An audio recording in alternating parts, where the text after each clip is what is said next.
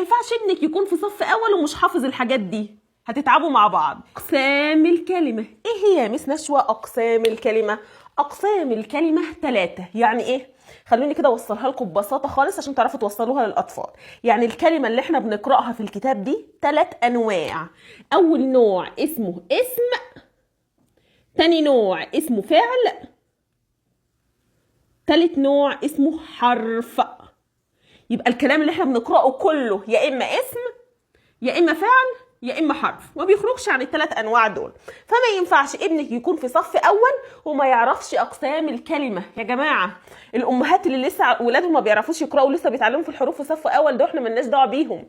احنا دلوقتي في الامهات اللي ولادها داخلين متاسسين وبيعرفوا يقراوا ويكتبوا في صف اول. لازم تعرفي طفلك ايه الفرق ما بين الاسم وما بين الفعل وما بين الحرف. تمام؟ بالراحه كده. الاسم ده اي حاجه ليها اسم، يعني اسمها كذا بتبقى اسم. ده اسمه ايه؟ قلم. ليه اسم؟ قلم، يبقى ده اسمه قلم، اسم. ده اسمه ايه؟ محمد. محمد ده اسم. تمام؟ فاهميني؟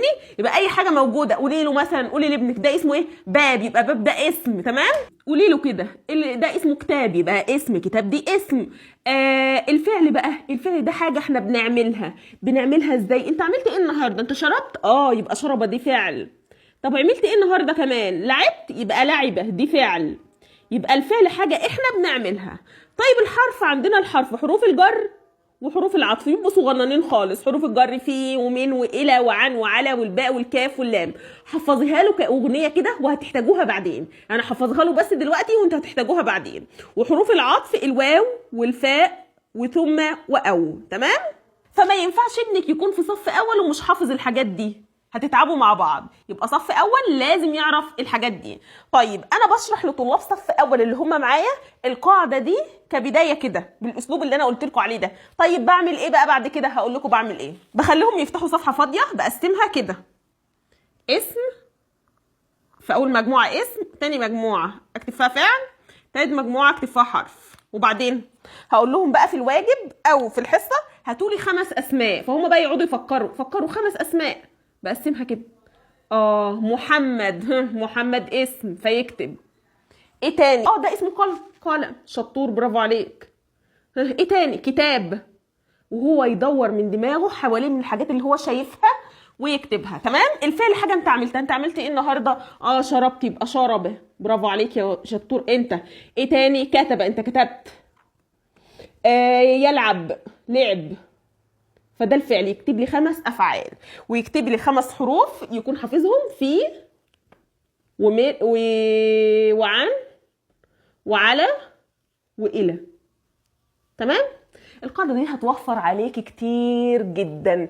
دي تمهيد للقواعد الكبيره. فالطفل لو مش متاسس القاعده دي صح ومتمهد ومتعلمها ومن هو في صف اول وبيتمرن عليها وفاهم الدنيا ماشيه ازاي، هيعاني بعد كده. القاعده دي متكرره معاه في صف تاني، متكرره معاه في صف تالت، متكرره معاه في صف رابع، ومعتمد عليها قواعد في صف خامس وفي صف سادس. متخيلين الحته البسيطه دي؟ هو لما يكبر شويه هياخد بقى علامات الاسم وياخد انواع الفعل وياخد انواع الحروف بالتفصيل. فاهمين؟ في حاجات كتير. فانت بتبتدي تديله نبذه صغيره، معلومه صغيره خالص تسهل عليه المعلومات الكبيره اللي جايه بعد كده. فاحنا يا جماعه مش بنضرب الاطفال، مش بنعذبهم، احنا بنعلمهم بسلاسه وبسهوله بحيث ما يستصعبوش الحاجات الكبيره.